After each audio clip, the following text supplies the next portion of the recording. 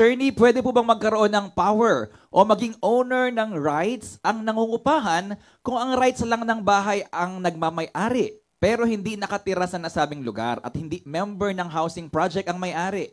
Pero ang renter ang nasensus at botante sa nasabing lugar at member ng housing project ng site.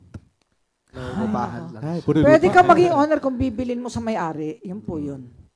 Hindi ko mo nangungupahan ka na, pwede ka ng may-ari. Kailangan bilin mo sa halaga. Hindi automatic na nangungupahan ay nagiging may-ari. Siya daw kasi ang nasensus. Hindi. Botante. Huwag kayong tumawa, hoy. Oo. Hindi ka nga sila nagtatanong eh. Yes po. Kasi sinasabi ko, hindi ko mo umupa kayo sa isang bahay, inyo na yun. Kung merong may-ari, bilin nyo dun. May right of ano naman kayo eh, preemptive right eh. Right to kayo maunang alukin kasi kayo nangungupahan.